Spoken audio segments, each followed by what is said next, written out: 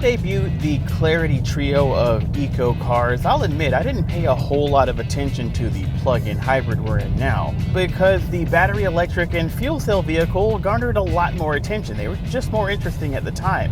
But when you consider that they're much more limited in availability and in more limited markets, well, I reckon that the plug-in hybrid is probably the most common Clarity configuration. So with that in mind, let's take another look and see what it's all about.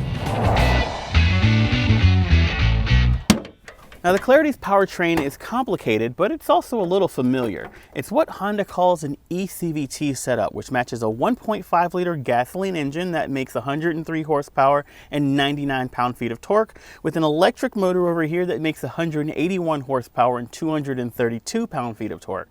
And you can tell by those numbers that the e-motor does most of the heavy lifting. In fact, the gasoline engine isn't even connected to the wheels under most circumstances. Instead, it's acting as a generator, creating electricity that runs the e-motor, which turns the front wheels via a single-speed gearbox. And I say that it's familiar because it's a very similar setup to the one in Honda's Accord Hybrid and in the smaller Insight, but with one very big difference. And that's this charging port and the 17 kilowatt-hour lithium-ion battery pack that it connects to. Together, they allow the Clarity to add up to 47 miles of electric range with just a 2.5-hour charge at a level 2 station, which may not seem like a lot, but changes the way that you operate this hybrid vehicle.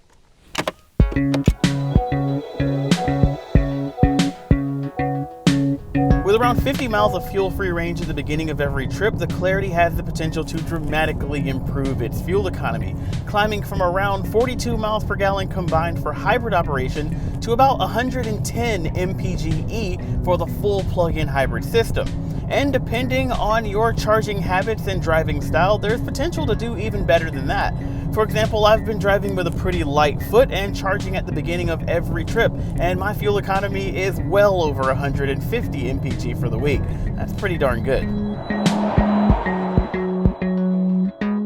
Now at 232 pound-feet of torque, this car is not a slouch off the line, but it's also not a very high-performing car. Its driving style is more aimed at those of you with a more relaxed style who want better fuel economy, not the ones who are going to be slapping the sport button expecting dynamic handling. Now, there's a lot to like about the shape of this vehicle, particularly its size.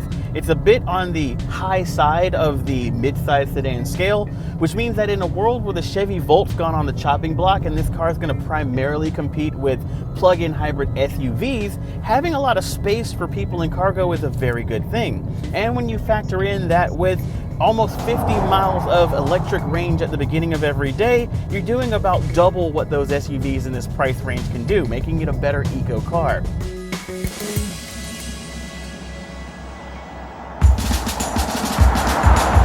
You gotta admit that it's a bit of a weird looking vehicle with those fairings over the back wheels and the weird body lines.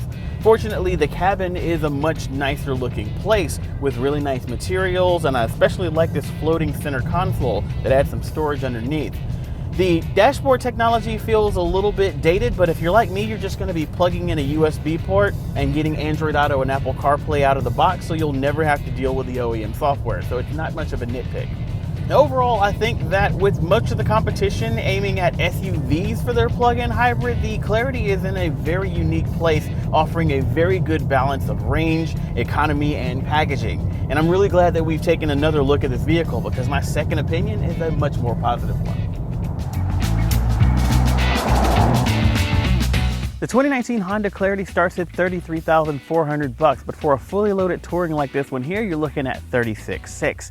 And yeah, you could probably go full electric for just a little bit more money, but when you consider the flexibility the plug-in powertrain offers for those maybe not ready or not able to make the full plug-in plunge, it's still a pretty darn good value. But we want to know what you think. Is a plug-in hybrid still kind of a half step at this point? Would you want to go fully electric, or is this just right? Let us know in the comments below, but before you do, hit the subscribe button for even more automotive reviews from the Roadshow crew.